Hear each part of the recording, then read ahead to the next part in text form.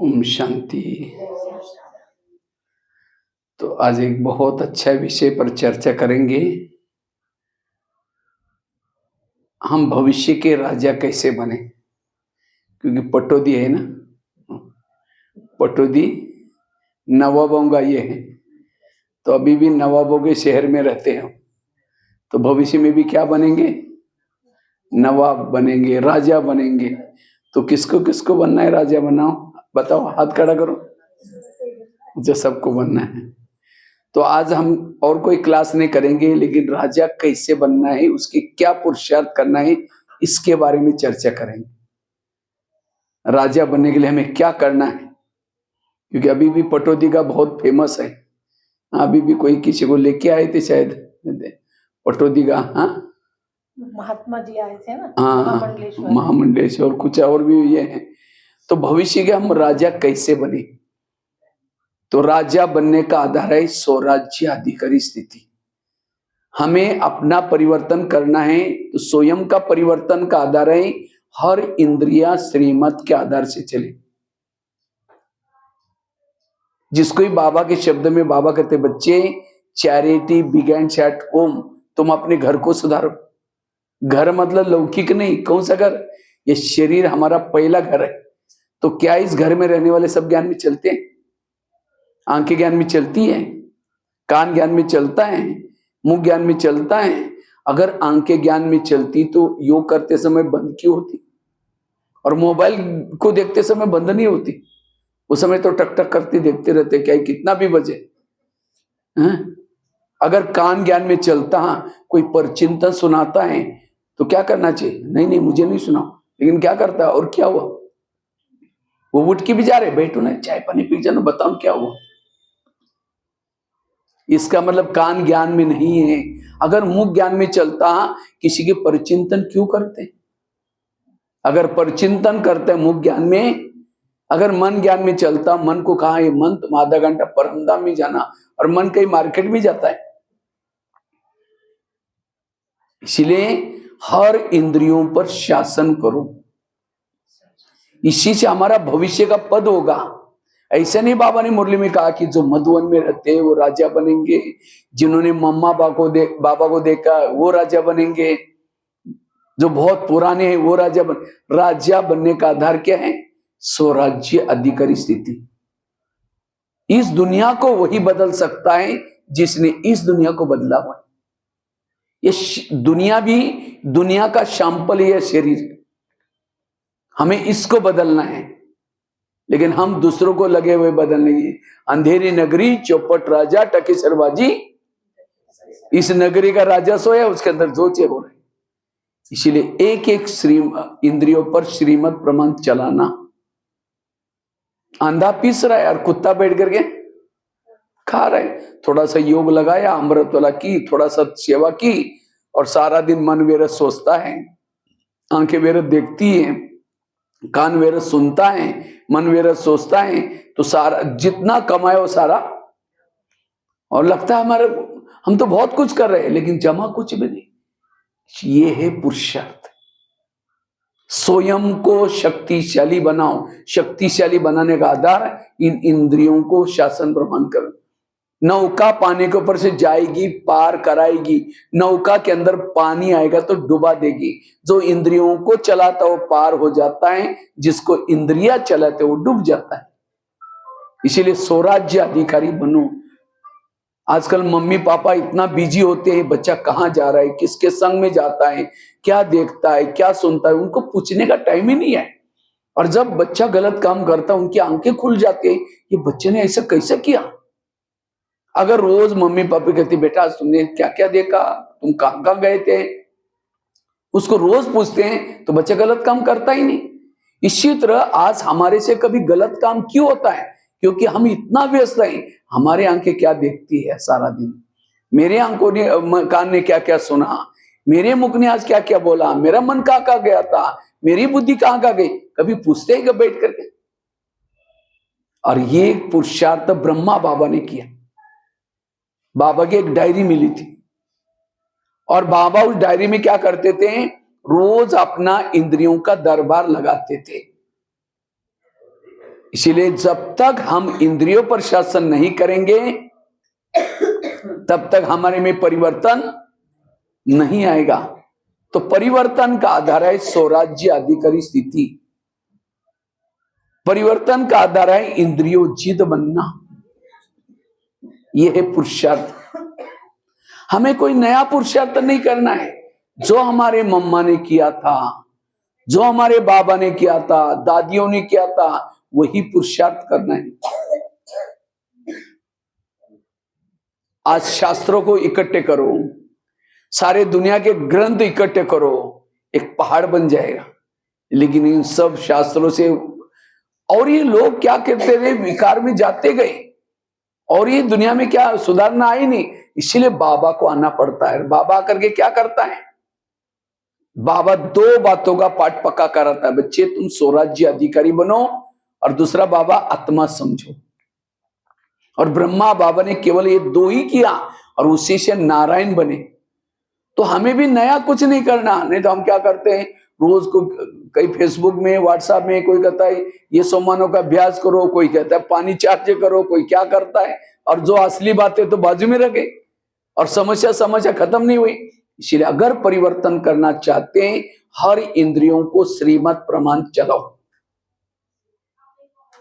जिसकी इंद्रियां अनुशासन में चलती हैं, उसके इर्द गिर्द में गुण और शक्ति होगी। और जो इंद्रियों के अधीन है, उसके इर्द गिर्द में आसुरी अवगुण, ईर्ष्या होगी, घृणा होगी, नफरत होगी, वैर होगा, विरोध होगा, क्रोध होगा। विकारों का कारण है इंद्रियों की अधीनता। इसलिए स्वराज्य अधिकारी बनो। तो आप लोगों ने हाथ खड़ा किया था, हम राजा बनने वाले हैं। राजा कौन बनेगा, दासी कौन बनेगी, सिस्टम है इसकी। कोई ज्ञान में चलता है, ध्यान से सुनना, चेक करना कि मैं कहां हूं, मेरा पद क्या है। ये 4-5 बातें सुनने से आपको पता चलेगा। कोई ज्ञान में चलता है, धन से सेवा नहीं करता, ज्ञान भी दूसरों को नहीं सुनाता, इंद्रियों के भी अधीन है, ऐसी आत्मा का भविष्य क्या होगा, दास दासी। दास दासी वो बनता है जो उदास है। और उदास कौन रहता है, जो इंद्रियों के अधीन है। उसको कभी खुशी नहीं होगी, भले भगवान पढ़ा रहे, देवी देवता बन रहे हैं, तो भी उसके चेहरे में उदासी, क्योंकि इंद्रियों के दास है।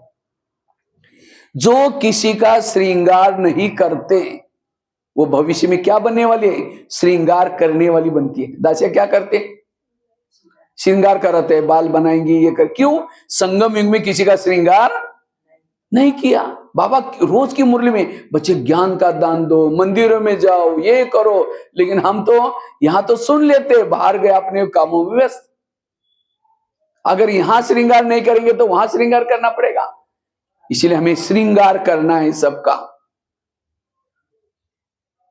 और साथ में समझो कोई ज्ञान में चलता है, सामने आ जाओ भाई जी, तीनों भी भाई सामने आ जाओ, यहां आ जाओ, तीनों भी आ जाओ, आगे आगे बैठो।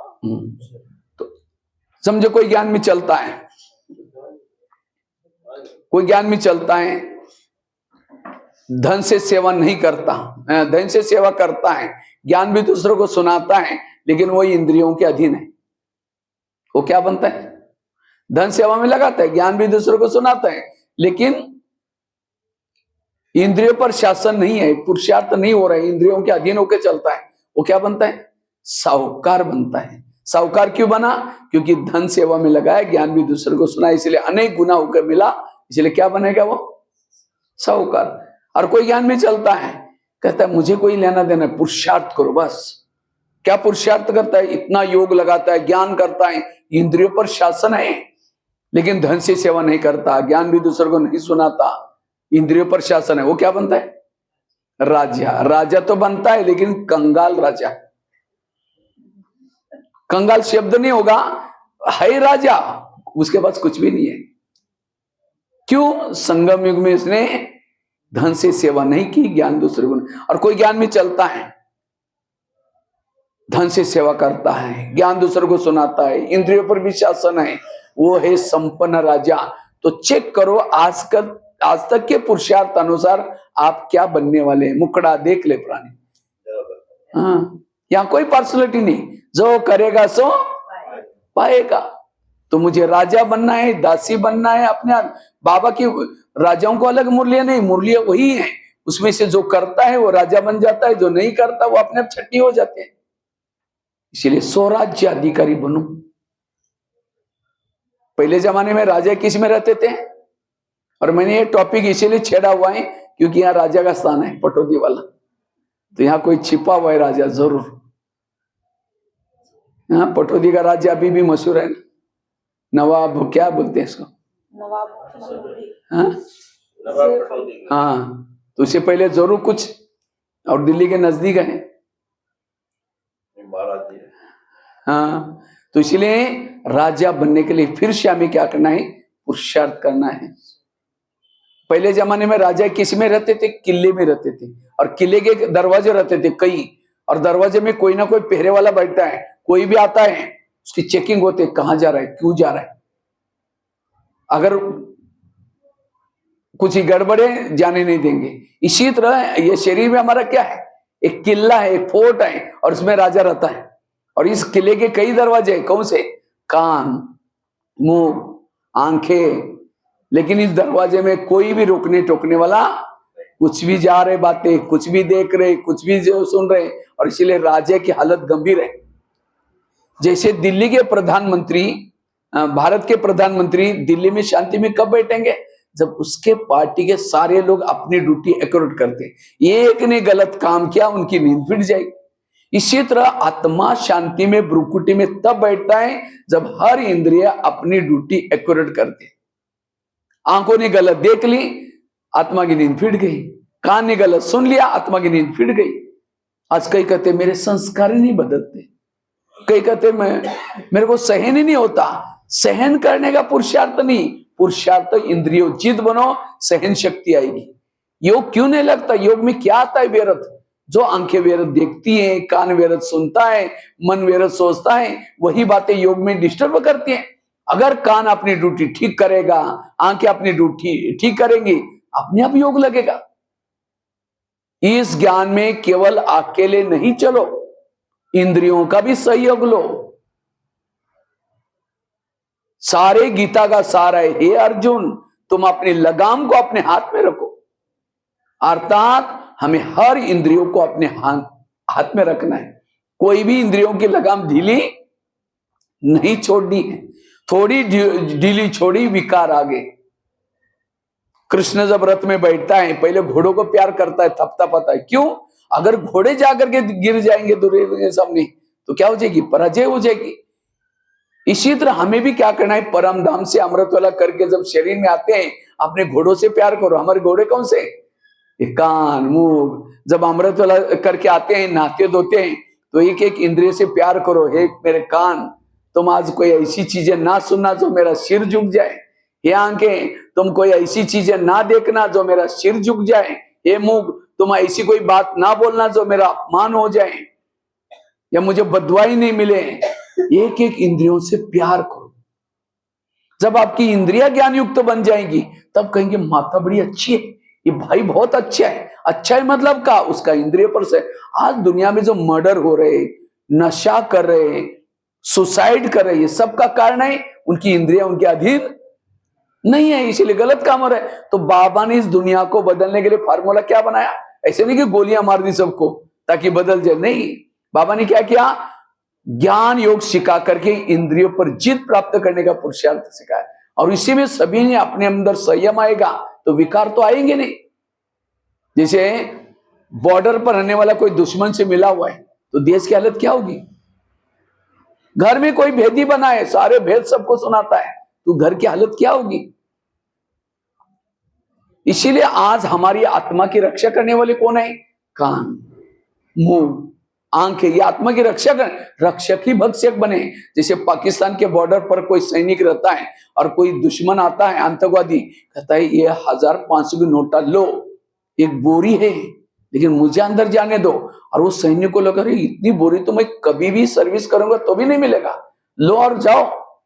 वो लोग व्यक्ति आकर के कितने लोगों को मारेगा। इसीलिए वो सैनिक को नोट प्रेमी नहीं, क्या बनने की जरूरत है? देश प्रेमी बनने की जरूरत है। इसी तरह आज हमारी इंद्रिय ही माया से मिले। काम क्रोध कहीं बाहर से नहीं आ रहे, कहां से आ रहे? कान के से आ रहे, मुख से आ रहे, मन से आ रहे, बुद्धि से आ रहे।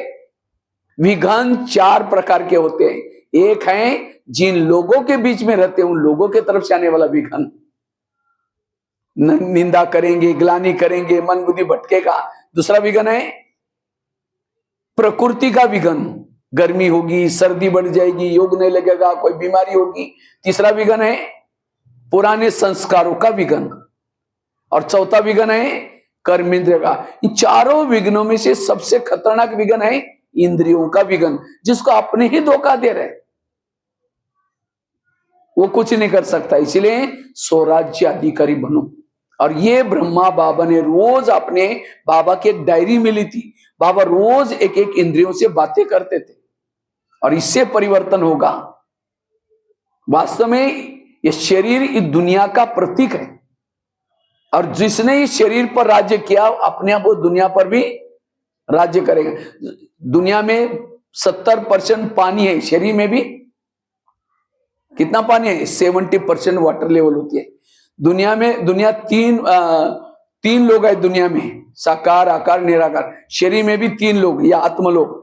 दुनिया 5 तत्वों की है, शरीर भी 5 तत्वों का है। दुनिया में 950 करोड़ लोग रहते, आत्माएं हैं। शरीर में भी 950 करोड़ सेल्स है, जीवाणु है।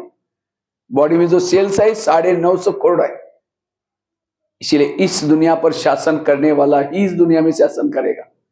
अनुशासन। पंडित मत बनो, आचार्य बनो।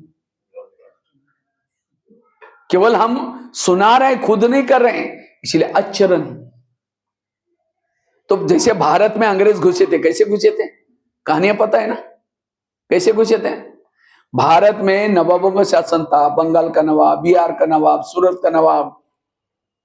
नवाब आए, अंग्रेज आए, उन नवाबों के साथ दोस्ती की, और दोस्ती करते करते दिल्ली के ऊपर क्या किया? कब्जा कर दिया, और पूरा भारत क्या हो गया? गुलाम हो गए। इसी तरह ये काम क्रोध है, अंग्रेज है, वो भी आते हैं और आकर के क्या करते हैं? हमारे शरीर में एक इंडिया है, और इस इंडिया की राजधानी कहाँ है? ये बुरुकुटी में राजा बैठा है, और इस शरीर रूपी इंडिया में कई नवाब है। कौन से? कान, मुंह, आंखें, मन, बुद्धि। तो माया रूपी अंग्रेज आते हैं, दोस्ती इनके साथ करते हैं। कान के साथ दोस्ती कर दी, मुंह के साथ दोस्ती कर दी, मन के साथ दोस्ती कर दी, फिर आत्मा के ऊपर अटैक। अगर उसके आत्मा के सहयोगी ही उसके अधीन हो गए तो आत्मा भी सरेंडर हो जाता है, वो कुछ नहीं कर सकता।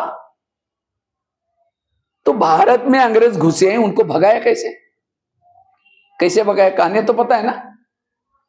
वही नीति हमें भी अपनानी है। आज कई कहते सतयुग कब आएगा और कितने साल बाकी है। बाबा ने कहा था कि संगम में केवल 100 साल का ही होता है, अब 88 साल तो पूरा हो गया, कुछ दिखाई तो नहीं पड़ रहे। कहीं ऐसा भी चिंतन करते हैं। सतयुग का गायन क्या है? एक धर्म, एक राज्य, एक भाषा, एक कुल। तो क्या सतयुग हमने अपने अंदर बनाया है? क्या एक आत्मा का शासन इसके ऊपर है पूरा? एक धर्म धारणा है। जब हमने अंदर ही सतयुग नहीं बनाया तो सतयुग तो आएगा, लेकिन हम उसके अंदर नहीं जाएंगे। अच्छा, जाएंगे भी, ऊंचा पद नहीं मिलेगा। इसलिए सतयुग हर एक को अपने अंदर बनाना है। सुखी है राजा, सुखी है प्रजा, सारी इंद्रिया भी खुश, हम भी खुश, दैवी गुण। इसलिए एक आत्मा का शासन चाहिए। मेरे अंदर कोई भी माया का शासन नहीं चाहिए। इसको कहते हैं अखंड भारत। तो भारत से अंग्रेज लोगों को भगाए कैसे? जगह जगह पर सभा लगाई। जालियनवाला बाग पंजाब में कहीं है, मैं गया था अभी कुछ दिन पहले। वहां एक बगीचे में एक कुआं भी है, और कहते हैं वहां कुछ मीटिंग चल रही थी ऐसे स्वतंत्रता के लिए। अंग्रेज लोगों को पता चला, और उसका एक ही दरवाजा था निकलने का, और वहां अंग्रेज ने खड़े होकर के गोलियां झाड़ना शुरू कर दिया। काफी सारे भड़दंग मची, बहुत पब्लिक थे। कोई कुएं में गिर गए, कोई तो मर गए, और उसी से लोगों के अंदर और ही क्या हो गया? आक्रोश पैदा हुआ। जालियनवाला बाग, नमक का सत्याग्रह, दांडी यात्रा। मुझे लगता है उस समय कुछ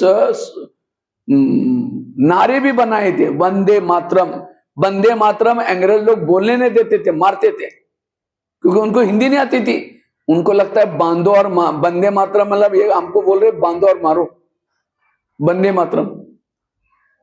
मुझे लगता है अखबार तब से चालू किया स्वतंत्र के समय। एक कहते हैं लोकमान्य तिलक ने पहला अखबार केसरी को एक निकलता था पेपर महाराष्ट्र में, वो चालू किया था ताकि समाज में क्या हो रहा है वो जनता को पता चले, जनता जागृत हो जाए। और गणपति का त्योहार भी तब से चालू किया ताकि गणपति के त्योहार के निमित्त लोग इकट्ठे हो जाए। तो इसी तरह आज हमें भी अपनी जनता को जागृत करना। हमारी जनता कौन है? कौन है जनता? ये इंद्रिय हमारी आत्मा की जनता है, इनको जागृत करना है। आज हम अकेले ज्ञान में चल रहे हैं, अगर इंद्रिया ज्ञान में नहीं चलेंगी, एक संगम क्या और भी 2-3 संगम युग में आपको 300 साल के दिया तो भी आपके अंदर कोई बदलाव नहीं आने वाला है। जब तक इंद्रियों के अंदर विकारों के लिए नफरत ना आए। आत्मा चाहता है माया गो ब्याग, कान कहता है और क्या हुआ, इधर से कोई बात नहीं। आज कान के अंदर विकारों के लिए आकर्षण है, आंखों के अंदर विकारों के लिए आकर्षण है, मुंह के अंदर, तो कितना भी हम ज्ञान में चलेंगे माया जीत नहीं बन सकते। जैसे कर्ण असफल क्यों बना? कर्ण बहुत होशियार था महाभारत का, लेकिन असफल क्यों बना? क्योंकि कर्ण ने उसके रथ को ने धोखा दे दिया, उसको रथ फंस गया बराबर। इसी तरह हम ज्ञान में बड़े होशियार है, सब कुछ जानते हैं, लेकिन अगर मेरी इंद्रिया धोखा देगी, रथ धोखा देगा, असफल बन जाएंगे। इसलिए जब कृष्ण रथ में आता है पहले घोड़ों को प्यार करता है। इसी तरह हमें भी शरीर में आने के बाद, अमृत वेला के बाद अपने घोड़ों से प्यार करो। ये मेरे कान, तुम ऐसी कुछ चीजें ना सुनना जो मेरी पराजय हो जाए। ये मेरे मुख, और इनका जब सहयोग है तब जाकर के, इसलिए स्वराज्य अधिकारी बनना। तो हम रोज अपनी इंद्रियों का दरबार कैसे लगाए? अमृत वेला करने के बाद 10-5 मिनट अपनी इंद्रियों से बातें करो। कैसे बातें करनी है? सबसे पहले बात करो कान से। हे मेरे कान, तुम मेरे इस राज्य की शान हो। अगर तुम ना होते मैं ईश्वरीय महावाक्य कैसे सुनता? और मेरा तुम्हारे पर विश्वास है, इसीलिए मैंने तुमको बॉर्डर पर रखा है। कान का है बॉर्डर पर है, लेकिन मेरा तो तुम्हारे पर विश्वास है, मैंने तुमको बॉर्डर पर रखा है। लेकिन आजकल तुम मुझे धोखा देते हो। मुझे तो पता नहीं था। आज सवेरे मॉर्निंग में अमृत वेला में शिव बाबा के पास गया था। शिव बाबा मेरा एक दोस्त के रूप में मुझे मिला हुआ है और कहता है मैं तुम्हारी राजाई सत्य की वापिस दूंगा, उसके लिए तुम मेरे पास आना, मेरे बस ताकत लेना। तो मुझे आज मैं सवेरे गया था, मेरे दोस्त ने, शिव बाबा ने मुझे कुछ इशारा दिया है, हे कान, तुम मेरा खाते हो, मेरे राज्य में रहते हो और मुझे धोखा देते हो। जिसके थाली में खा रहा है उसको ही छेद कर रहा है। आज कान जिंदा क्यों है? क्यों जिंदा है? आत्मा ने कमाया हुआ खून सप्लाई होता है, इसीलिए जिंदा है। अगर कान थोड़ा डिस्टेंस में यहां होता, जिंदा रहता। तो मेरा खाते हो, मेरे राज्य में रहते हो, मुझे धोखा देते हो। इसीलिए हे कान, आज ध्यान से सुन। रात को सोने के पहले फिर मैं दरबार लगाने वाला हूं। कितना बजे? 10 बजे। अगर उसी समय मैं सारा दिन को चेक करूंगा, तुमने कुछ सारा दिन परचिंतन की व्यर्थ बातें सुनी है, मैं सजा दूंगा। याद रखना। आगे चलो मुख के पास। हे मुख, तुम भी मेरे इस राज्य की शान हो। अगर तुम ना होते हैं मैं ईश्वरी मावा के दूसरों को सुना करके दुआएं कैसे लेता? लेकिन कभी कभी तुम किसी का अपमान करते हो, इंसल्ट करते हो। क्या मैंने तुमको इसीलिए रखा? अगर तुम किसी का इंसल्ट करोगे मैं तुमको सजा दूंगा। आगे चलो आंखों के पास। हे आंखें, मुझे 84 जन्म में बहुत आंखें मिली, लेकिन तुम्हारे जैसे भाग्य चले आंखें कोई नहीं मिली, क्योंकि तुम्हारे द्वारा मैंने सत्यम शिवम सुंदरम को देखा है। देखा है माउंट आबू में कौन कौन बाबा मिलन करके आए? बाबा मिलन चलो सभी ने किए। जिसने बाबा का मिलन किया वो साधारण आत्मा ही नहीं है। अब वो दिन नहीं आने वाले हैं। जिस भगवान को देखने के लिए दुनिया की आंखें तरस रहे, साक्षात्कार करने के लिए तरस रहे, और तुमने साक्षात्कार नहीं, साक्षात परमात्मा को बोलते हुए देखा है, चलते हुए देखा है, खाते हुए देखा है। बाबा को भोग खिलाते थे, बाबा को झंडा पहराने के लिए उठाकर लेके जाते थे, मुस्कुराते हुए देखा है। तो क्या उस प्रभु को देखकर मैं तुम्हारा पेट नहीं भरा? तुम इस संसार की व्यर्थ बातें, गंदी बातें क्यों देखते हो? अगर देखेगा मैं तुमको सजा दूंगा। आगे चलो, पांव के पास है, पांव तुम भी मेरे इस राज्य की शान हो, अगर तुम ना होते मैं सेवा करने के लिए कैसे जाता। सेवा की मुख ने आदि दुआ किसको मिली? पांव को, क्योंकि पांव क्या करता है, घुटने के ऊपर पूरा बॉडी को उठा के लेके आता है। हाथ ने कर्मना सेवा की, आदि दुआ किसको मिली? पांव को। मुख ने भाषण किया, आदि दुआ किसको मिली? पांव को। इसीलिए कोई भी व्यक्ति घर में आता है उसके चरण छूते, क्यों? हे चरण तुम्हारा धन्यवाद इस व्यक्ति को घर में लाया। लेकिन कभी कभी हे चरण तुम परिचिंतन करने के भी लेके जाते हो। परिचिंतन किया मुख ने, आधा पाप किसके ऊपर चढ़ा? पांव के ऊपर। मुख ने किसी का अपमान किया, आधा पाप किसके ऊपर चढ़ा? पांव को। इसीलिए हे पांव, तुम्हें श्रीमत के अलावा कहीं भी इधर उधर जाएगा मैं तुमको सजा दूंगा। आगे चलो, मन के पास। कई आज माताएं कहते मेरे बच्चे मानते नहीं। क्यों नहीं मानते? जिसकी इंद्रियां नहीं मानती उसका कहना कोई। कई कहते आजकल मुझे मेरे बच्चे मानते नहीं, मेरे को रिगार्ड रखता है नहीं। क्यों नहीं रख रहे रिगार्ड? जिसका इंद्रिया रिगार्ड नहीं रखती उसका रिगार्ड कोई नहीं रखेगा। इसीलिए इसको सुधारो, दुनिया बदल जाएगी, सारा कारोबार अच्छा चलेगा, प्रकृति अच्छी चलेगी, सब कुछ। ये है देवता बनने का इंपॉर्टेंट लेसन। ये कोई भक्ति नहीं है आगे सत्संग सुन करके चल पड़े, देवी देवता बन गए। उसके लिए इंद्रियों पर शासन चाहिए, अलौकिक प्रकार का ये है। आंखों से क्या देखना है, मन से क्या सोचना है, बुद्धि को क्या देखना है। और जब हर इंद्रिया हमारी ज्ञान युक्त बनेगी तब हमारे अंदर संस्कार अलौकिक बन जाएंगे। इसीलिए स्वराज्य अधिकारी का पुरुषार्थ बड़ा जरूरी है। आगे चलो, मन के पास है, मन तुम भी मेरे इस राज्य की शान हो, अगर तुम ना होते मैं ईश्वरी ज्ञान का चिंतन मंथन कैसे करता। लेकिन कभी कभी व्यर्थों का भी चिंतन करते हो, करेगा सजा दूंगा। आगे चलो, बुद्धि के पास। हे बुद्धि, मैंने सभी इंद्रियों में से चुनकर तुमको मंत्री बनाया। बुद्धि कौन है? कौन सा मंत्री? कौन सा मंत्री? बुद्धि है गृह मंत्री। गृह मंत्री तो बहुत बड़ा हुआ, अमित शाह है ना। उसके बाद वही होता है। तो सारा बॉडी का कारोबार किसके पास है? बुद्धि के पास। क्योंकि अगर समझो मन में विचार आया मुझे फिल्म देखने के लिए जाना है, तो मन की फाइल कहां जाते हैं? बुद्धि के पास। फिर बुद्धि कहेंगे हाँ ठीक ठीक दे जाओ।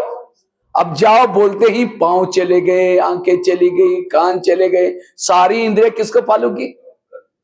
बुद्धि से, बुद्धि को पालूगी। इसलिए बुद्धि को एकांत में बैठ करके अपना विवेक जागृत करो। हे बुद्धि, मैंने सभी इंद्रियों से तुमको उनको मंत्री बनाया और मुझे लगा तो मेरा कारोबार अच्छा चलाएगा, लेकिन तुमने कोई ऐसे गलत निर्णय लिया, मेरा पूरा राज्य कारोबार गंवा दिया। क्या मैंने तुमको इसीलिए ये बनाया? इसलिए हे बुद्धि, आज से तुम्हें कोई भी प्रकार का गलत निर्णय नहीं लेना, अगर लेगा तो सजा दूंगा। यह है राजा का पुरुषार्थ। तो हाथ खड़ा किया था, हम राजा बनने वाले हैं, तो क्या इतना टेंशन है? इतना टेंशन? योग में बैठते हैं लोग, क्यों आती? इसका मतलब उसको कान आंखों से बात नहीं कर रहे। अरे भैया, उसको ड्यूटी आपने अपने, जबकि हमने रात को सोए भी, सब कुछ ड्यूटी, और मोबाइल सामने ला करके उस समय नींद नहीं आएगी उस समय। हाँ, इसलिए एक एक इंद्रियों पर शासन, और वो है एक्टिव राजा। और ये क्यों आते हैं? क्योंकि हम आत्मा राजा हूं यही भूल गया, और तब जाकर के चोर घुस जाते हैं। इसलिए स्वराज्य अधिकारी बनना, ये हो गया सवेरे का दरबार। फिर रात को सोने के पहले फिर दरबार लगा दो। कितना बजे? 10 बजे। हम 10 बजे कैसे सोते हैं? बिस्तर डाल देंगे, बाबा गुड नाइट, आज तो बहुत थक गए, दिन में रेस्ट ही नहीं किया था, अब आप प्लीज मुझे जरूर जगा देना। फिर ऐसा करके कल सवेरे उठना है, बर्तन मांजना है, ये करना है, वो करना है, ऐसा करते करते सो गए। सवेरे उठते बाबा तो जगाएंगा, बाबा को ड्यूटी दिया, कोई भी हालत से जगाएगा। फिर घड़ी में देखेंगे अभी तो 4 को 5 मिनट कम है, थोड़ा 5 मिनट के बाद फिर उठ जाएंगे। 5 बजे का पता भी नहीं चलेगा। अच्छा, उठ भी गए, योग करने के बजाय नींद आती रहेंगी। ये क्यों हुआ? क्योंकि सोने से पहले ऐसा विचार किया। तो इसलिए रात को सोते समय क्या करो? अटेंशन से सो जाओ।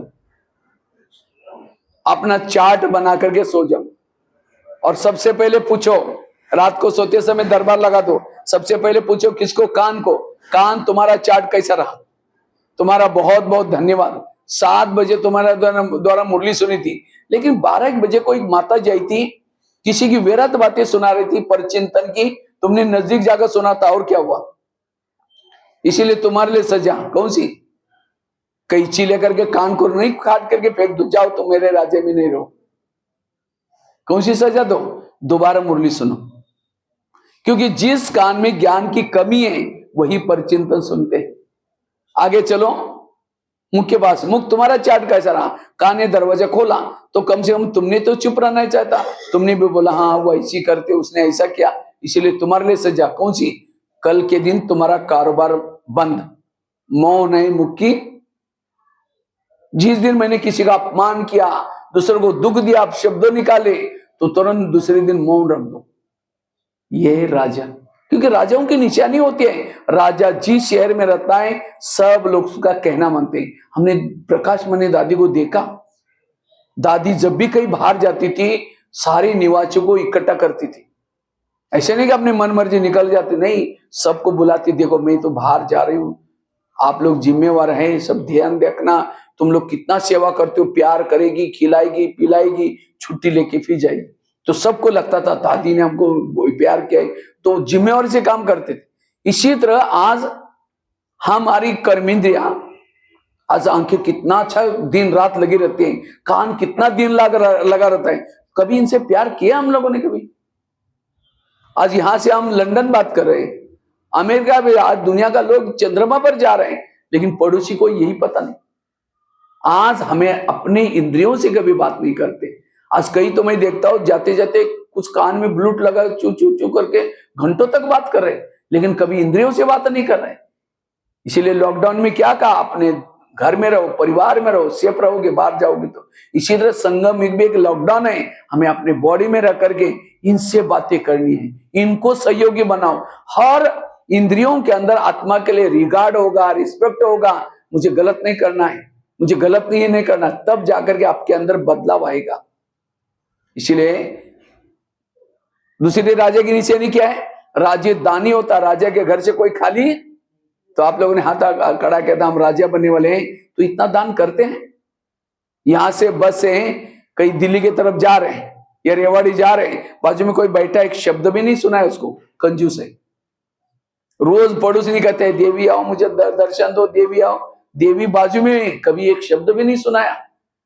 जो दान नहीं करता वो राजा कभी भी, एक कहानी आती थी, एक राजा था दान पुण्य करता था। कभी आप अपना भविष्य का चित्र बनाओ, भविष्य में आपको क्या क्या चाहिए? धन चाहिए, अगर धन चाहिए धन से सेवा करना, अगर तन तंदुरुस्त चाहिए तन से कभी यहाँ सेंटर पर आओ। यहाँ तो आपको लोगों देखो कितना भाग्य बनाने के लिए वर्ष बनाया, कभी वहां बहने से छुट्टी लेकर के वहां जाओ, थोड़ा सेवा करो। जितना धन सेवा में लगाएंगे धन मिलेगा, जितना शरीर सेवा में लगाएंगे तंदुरुस्त मिलेगा। अगर आपके पास व्हीकल है, गाड़ी है, अगर उसको भी आप सेवा में लगाते हैं तो आपको व्हीकल से कोई कमी, एक बहुत ही, शादी से पहले बहुत दान पुण्य करते हैं, लेकिन जब उसकी शादी हुई दान पुण्य नहीं करती। उसकी शादी एक सेठ जी के घर में हुई थी, वो थे सेठ जी लेकिन थे कंजूस। तो एक दिन पति सास ससुर सारे घर के बाहर बैठे थे, इतने में सन्यासी आया। तो सन्यासी कहता है मुझे भिक्षा चाहिए। तो बहू क्या बोलते हैं, मैं बासी खाती और भूखी से होते, तुमको कहां से दूं? तो सास को लगा ये क्या बोल रहे हैं, दोबारा कहा कि मुझे थोड़ी भिक्षा चाहिए। कहते सुना नहीं तुमने, मैं खुद बासी खाती और भूखी से होती, तुमको कहां से दो? सन्यासी चला गया। सास उठी, उसको 2 थप्पड़ लगाए। तुम कहते तुम मेरा नाम खराब कर रहे, कब को तुमको बासी खिलाया? कहते हाँ रोज बासी खाती हूँ, आज मेरी शादी सेठ जी के घर में हुई है, ये तो मेरे पिछले जन्म का फल है। तो अच्छा ठीक है, भूखी कब सोती हो? कहते आप लोग मुझे कुछ करने नहीं दे रहे इसलिए मैंने कहा भूखी सोती हूँ। तब उसकी सास कहते हैं जो चाहिए दे दो। इसी तरह कहीं हम बासी खा करके भूखा तो नहीं सो रहे। आज हमें इतना माल मिल रहा है, इतना ज्ञान की पालना मिल रही है, कौन से कर्मों का फल है? पिछले जन्मों के 63 जन्मों के कर्मों का फल है। लेकिन आज अगर भविष्य के लिए कुछ नहीं किया बीके बनने के बाद, भविष्य के लिए भूखा सो रहे। कहीं को इतना खुश हो जाते, वाह हम इतना अच्छा ज्ञान मिल रहा है, ज्ञान में चल रहे, लेकिन अभी भी हमें कुछ करना है। अभी तो कर सकते हैं, आगे नहीं कर पाएंगे। अभी अभी आजकल बड़े बड़े लोग ज्ञान में चल रहे, राष्ट्रपति द्रौपदी मुर्मू जैसे बड़े बड़े वीआईपी ज्ञान में चल रहे। और आजकल मधुबन में ऐसे ऐसे कुछ शिविर मतलब कॉन्फ्रेंसेस हो रहे हैं, गीता का भगवान कौन है सबको लगभग पता चल रहा है कि गीता का भगवान ये कृष्ण नहीं लेकिन शिव है, लोग स्पष्ट कर रहे हैं। आगे चल करके प्रत्यक्षता होगी और उस समय लोग कहेंगे हमारा प्लॉट ले लो, हमारा जमीन ले लो, हमारे उस समय मधुबन से डायरेक्शन आएगा। जैसे 1000 और 500 की नोटा बंद हो गई, उस समय सभी ने क्या किया, ला करके भंडारे में डालना शुरू किया। ले सकते थे, 4 महीना ये दिया था, लेकर के आप बैंकों से बदल करके लेकर सकते, लेकिन मधुबन से क्या डायरेक्शन आया, भंडारी पर लिखा कृपया 1000 और 500 की नोटा भंडारी में ना डाले। और पहले डालने के लिए बोलते तो हाथ थर थर कांपता था, डालू ना डालू 1000 की और 500 की, और जब बंद हो गई तो कई डालना शुरू कर दिया। इसी तरह आगे चल करके बाबा की प्रत्यक्षता होगी, लोग कहेंगे हमारे ये मधुबन से डायरेक्शन आएगा, हर सेंटर के बाहर लिखा जाएगा कृपया यहां किसी का भी कुछ नहीं लो, क्योंकि बाबा को देना भी तो है ना। इसलिए जो करना अब कर लो, इसलिए जो देता है वो देवता है।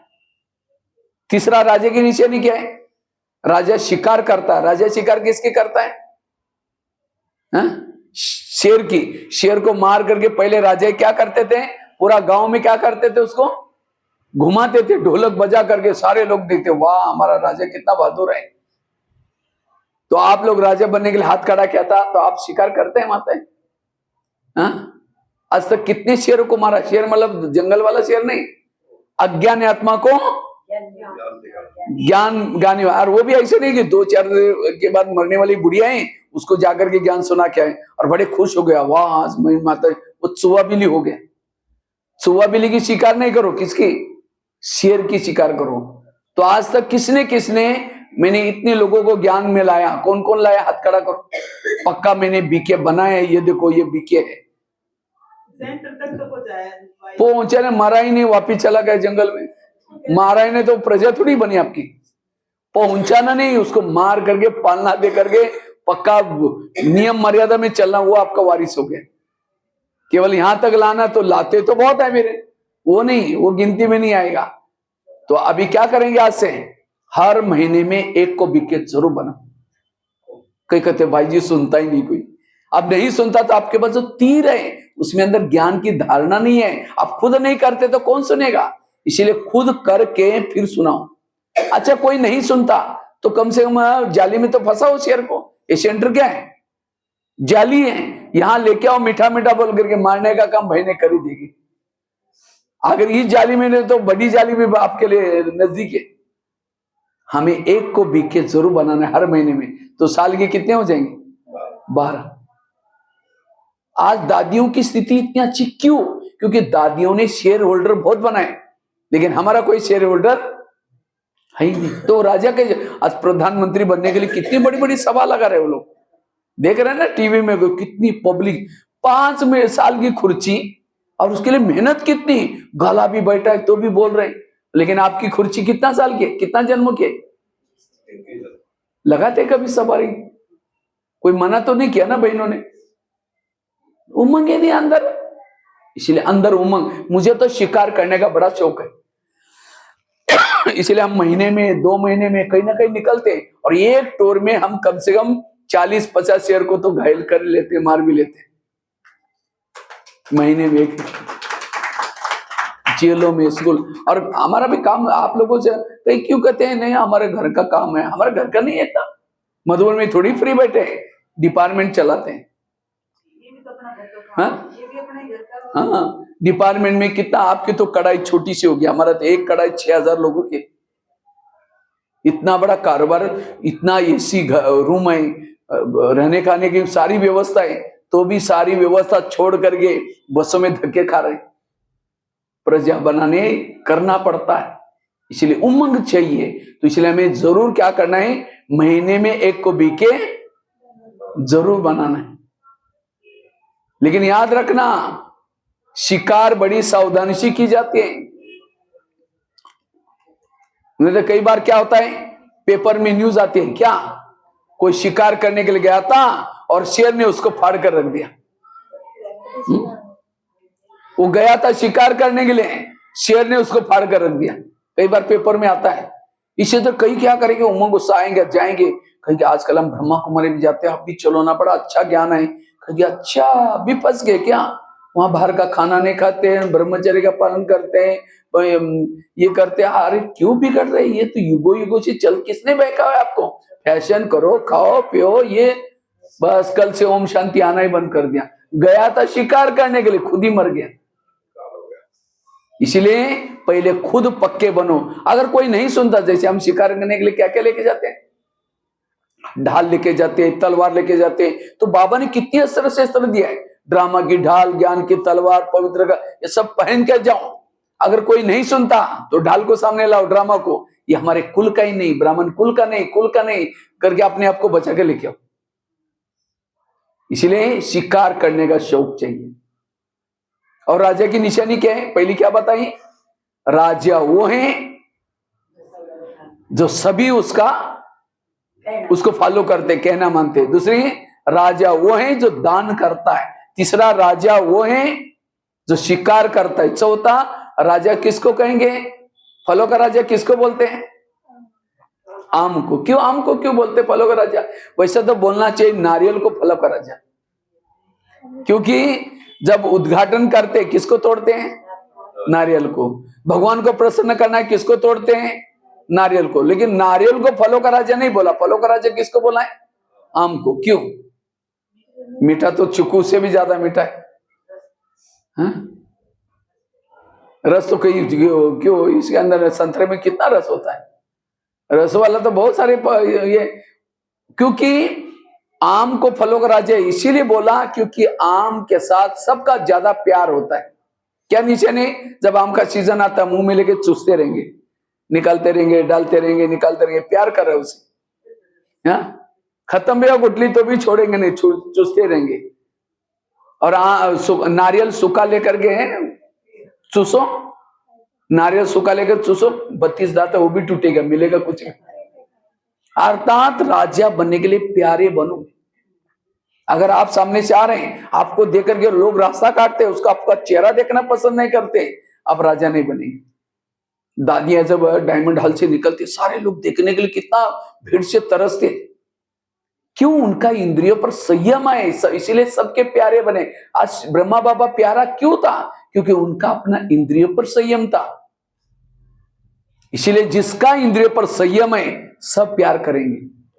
दूसरी बात, फलों का राजा आम को क्यों बोला, क्योंकि कोई व्यक्ति थक जाता है, परेशान हो जाता है धूप में, तो कहां के सोता है, आम के पेड़ नीचे आएगा, उसकी मस्त नींद हो जाएगी, उसकी थकान मिट जाएगी।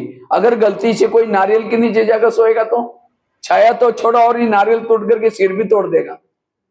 इसी तरह दुनिया से तंग होकर के, परेशान होकर के कोई आपके संपर्क में आया और यहाँ ही कोई उल्टी सुल्टी बात सुना रही, यहाँ भी क्या, जो पैसे देते उनको ही आगे करते, यहाँ कौन बदला है, वो तो ऐसे लोग हैं। कहीं तो ऐसे भी उल्टे सुल्टा भी बताने वाले हैं बीके, और जो ऐसी बातें बताते वो भविष्य में कभी राजा। इसलिए राजा बनने के लिए दूसरे के दुख हारो, दूसरे की चिंता को मिटाओ, न कि यहाँ की उल्टी सुल्टी बात। आया था शांति के लिए, दिमाग खराब करके गया, आया था योग लगाने के लिए और पर चिंतन करके उसको, इसलिए दूसरे का दुख हर, वो है राजा। और फलों का राजा आम को क्यों बोला, आम ऊपर से नरम है और अंदर से गुठली कैसी होती है, पत्थर में मारो तो भी टूटेगा नहीं।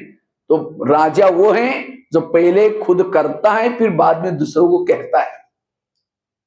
कथनी पहली, बाद में कहनी, पहले कहो बाद में करो, करनी पहली बाद में कथनी, वो है राजा।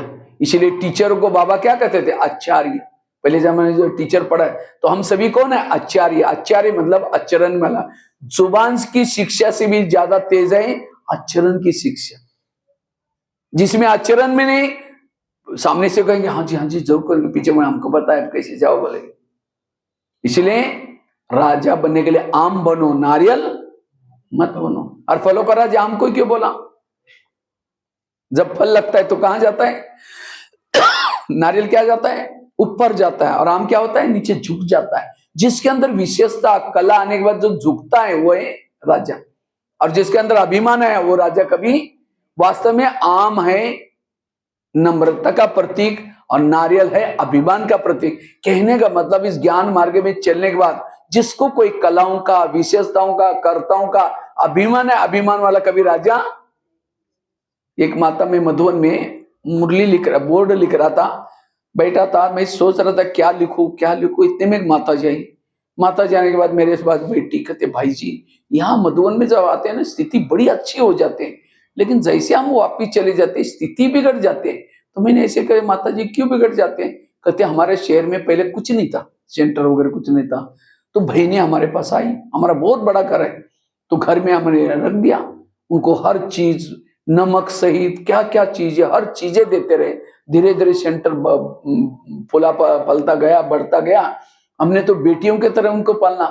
उसके बाद क्या हो गया, जब पैसे वगैरह आने लगे तो दूसरा जगह लिया और बहनें अभी वहां चली गई।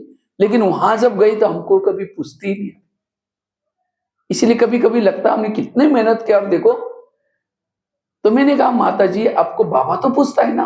कहता हाँ बाबा तो रोज 4 पेज की मुरली आती है, मीठे बच्चे प्यारे बच्चे बोलता है, बाबा तो पूछता है ना? कहता हाँ बाबा तो पूछता है। मैंने कहा जिसको भगवान पूछे वही उसको कोई पूछे ना क्या पर। और आपने तो बहनों को थोड़ी दिया है, बाबा को दिया है ना, बहनों को थोड़ी दिया था वो जो सहयोग बाबा खासे। तब कहते हाँ भाई जी ये तो बात सही है, अभी मैं कभी भी नहीं सोचूंगी। वो चली गई। उसके बाद मैंने बोर्ड लिखना शुरू किया, ये किसका भजन है, बंद करो, बंद बंद कम करो।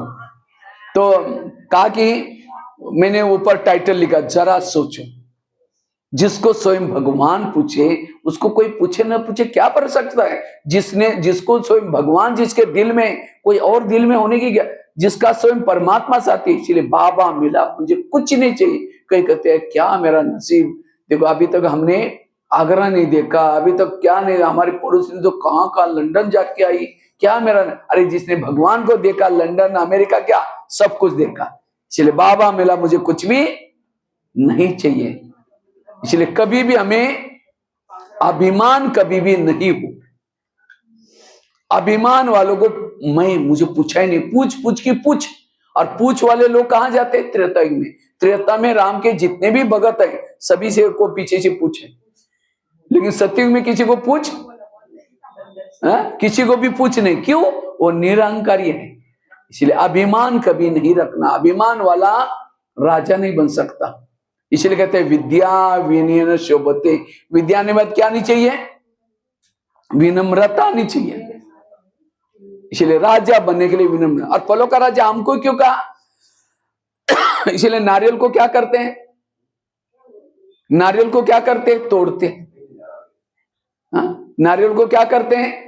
भक्ति मार्ग में केवल रखेंगे नहीं ला करके मूर्ति के सामने, उसको तोड़ेंगे, उसका पानी डालेंगे, खोबरा रखेंगे, फिर कहेंगे भगवान प्रसन्न हो गया। वास्तव में नारियल ये आत्मा का प्रतीक है। नारियल क्या है? आत्मा का प्रतीक है। जैसे नारियल में 3 होल होते हैं, ये आत्मा की मन बुद्धि और संस्कार का प्रतीक है। नारियल क्या होता है? ऊपर से कवच होता है, अंदर से क्या होता है? नरम होता है। नारियल भी कोई साधारण चीज नहीं। अगर कोई बीमार होता है तो उसको नारियल का पानी पिलाते हैं। नारियल का पानी पीने से कहीं सी भी बीमारियां ठीक हो जाती है। इसी तरह वास्तव में आत्मा भी कहें नारियल की तरह। आत्मा का कलर कैसा है? केसरी। नारियल भी लगभग केसरी होता है। और आत्मा के अंदर शांत स्वरूप, अनंत स्वरूप, शक्ति स्वरूप, अंदर अंदर ओरिजिनल गुण है, लेकिन ऊपर क्या लगा हुआ है? विकारों का कवच। इसलिए हमें केवल बाबा का बनने से, यहां आने से बाबा प्रसन्न नहीं होगा। अपना नारियल तोड़ो। और उद्घाटन करते समय क्या करते हैं? नारियल जब डालते हैं एक धक से टूटा तो कहेंगे हाँ मूर्त शुभ है। 5 बार डाला टूटा ही नहीं, कहते हैं मूर्त ठीक नहीं है। इसी तरह आप ज्ञान में तो चल रहे हैं, लेकिन अभी तक आपके ओरिजिनल संस्कार बाहर नहीं निकले हैं और बहुत साल से चल रहे हैं, आपका पद ऊंचा नहीं, समझ लो। इसलिए 2023 में अभी 2-3 महीना बाकी है, 2 महीना 1 महीना तो बाकी है। अपना नारियल तोड़ो, ओरिजिनल संस्कार को बाहर निकालो और तब राजा बनेंगे। तो राजा बनने के लिए नारियल, और राजा बनने का पुरुषार्थ है अमृत वेला का योग। जब तक अमृत वेला आपकी सफल नहीं है तब तक आत्मिक स्थिति नहीं है। जैसे जिस घर में लाइट नहीं, वहां क्या रहते हैं? भूत। एक भूत, दूसरा भूत, तीसरा भूत, पूरा बंगला क्या बन जाता है? भूत बंगला बन जाता है। तो इसलिए मेरे शरीर में सदा आत्मा का दीपक जलता रहे, उसके लिए अमृत वेला का योग जरूरी है। लास्ट की एक स्टोरी सुना करके मैं पूरा करता हूं। एक राजा था, सारे संसार में मशहूर था। तो एक बार एक सन्यासी उसके पास गया, तो सन्यासी ने देखा ये राजा मशहूर क्यों है। उसने हर चीज देखी लेकिन उसको पता नहीं चला। लेकिन एक बात समझ में आई, राजा इसीलिए मशहूर है क्योंकि राजा क्या करता, हर एक के पास जाता है, रोज सवेरे जल्दी उठता है और हर एक के पास जाता है, कैसे हो, गुड मॉर्निंग, क्या चल रहा है। तो प्रजा क्या करती है, फिर अलर्ट रहते हैं। मंत्री भी अलर्ट है, पता कि राजा सवेरे जल्दी आता है, और इसीलिए राजा अच्छी थी। कुछ साल के बाद वो सन्यासी को क्या पता चला, राजा कंगाल हो गए। उसको लगा ये कैसे हो गया, इतना अच्छा राजा। फिर उस सन्यासी दोबारा गया, देखा, उसको कुछ समझ में नहीं आया कि क्या हुआ है। आखिर एक बात समझ में आई, पहली उसकी दिनचर्या और अभी की दिनचर्या। पहले जल्दी उठता था, बाद में आराम से राजा सोया पड़ा हुआ है। और राजा सोने के कारण उसके महल में चोर घुसते थे, इधर का माल उधर करते थे, प्रजा भी आपस में लड़ती थी और मंत्री भी आराम से। तब समझ आप क्या करे जो राजा जल्दी उठे।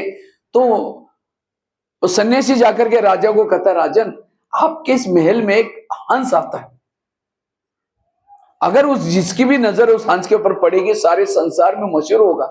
तो राजा कहता हाँ मुझे भी होना है। तो कहता हंस को देखना पड़ेगा, कोई बात नहीं कल से देखूंगा।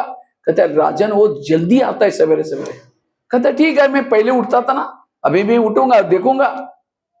तो क्या करता है राजा, रोज हंस को देखने के लिए उठता है। और रोज की तरह चोर आए थे, चोरों ने देखा राजा तो चक्कर लगा रहे हैं, सोचा कि चलो कल आएंगे चलेंगे। फिर दूसरे दिन फिर राजा चक्कर लगा रहा है। रोज वो राजा चक्कर लगाता था, चोर आकर देखते, चोरों ने आना बंद कर दिया। और धीरे धीरे जो राजा को लुटते थे वो धीरे कम हो। अब राजा जल्दी उठने से मंत्री अलर्ट, प्रजा अलर्ट, धीरे धीरे दोबारा वो मशहूर हो गया। तो सन्यासी दोबारा गया, पूछा कि आपने हंस को देखा।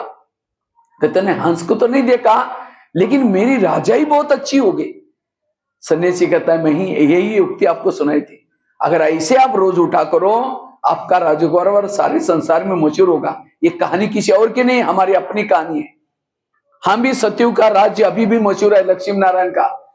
क्यों? आत्मा राजा जागृत था। धीरे धीरे क्या हो गया, आत्मा राजा सो गया, मैं कौन है भूल गया। आखिर हमारे इस महल में 5 चोर घुस गए। कौन से? काम, क्रोध, लोभ, पूरा हमें लूट लिया। प्रजा आपस में कोई किसी का नहीं मान रहे। और इसीलिए जैसे सन्यासी आया इसी तरह बाबा परमधाम से आया, देखा रही इतना अच्छा राजा, इसको क्या हुआ। तो देखा ये अपने आप को ही भूल गया। फिर बाबा ने हमको युक्ति बताई, जैसे हंस बताया। यहाँ बाबा करके क्या कहता है, तुम्हारे शरीर के आसपास, महल के आसपास एक फरिश्ता आता है। ब्रह्मा के तन में शिव बाबा आता है, लेकिन कब? सवेरे सवेरे 2 बजे के बाद 5 बजे चक्कर। तुम उसको देखने के लिए उठो। अगर सवेरे उठ करके हम विधि से योग करेंगे तो धीरे धीरे चोर आना, जब अमृत वाला विधि पूर्वक करेंगे, आत्मा की ज्योति जागृत होगी, विकार आना बंद हो जाएंगे। इसलिए अगर भविष्य की राजाई लेना है, और जिस समय आपकी आत्मिक स्थिति है, सारी इंद्रिया चुप, कोई भी अपनी मन मर्जी नहीं करते, उसी समय आपसे गलत नहीं होगा। इसलिए बाबा रोज के मुरली में कहते हैं, बच्चे आत्मा समझो, आत्मा अभिमानी बनो। अगर राजा बनना है, हमें आत्मा का पाठ पक्का करना है। जब तक हम आत्माभिमानी स्थिति में नहीं है तब तक राजा नहीं बन सकते। इसलिए आत्माभिमानी बनने के लिए हमें रोज अमृत वेला का योग, क्लास के पहले आकर के आधा घंटे का योग, और सवेरे सवेरे रोज की मुरली सुनना, ये 3 धारणा पक्की होगी तो हम आत्मिक स्थिति में रहेंगे और इसे भविष्य की राजाई मिलेगी। तो राजा बनने के लिए क्या क्या बताया? रोज अपने इंद्रियों का दरबार लगाना है, एक एक इंद्रियों से बातें करनी है, और कैसे उनको सजा देने, शिक्षा देने। राजा बनने के लिए दान भी करना है, साथ में दरबार भी लगाना है, और क्या करना है, शिकार भी करनी है, और साथ में आम बनना है, नारियल मत बनना।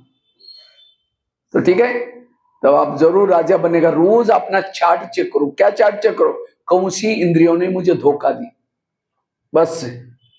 और तब जाकर के ये है परिवर्तन का आधार। जब तक इंद्रियों पर शासन नहीं करेंगे, हमारे में बदलाव नहीं आएगा। ठीक है, ओम शांति।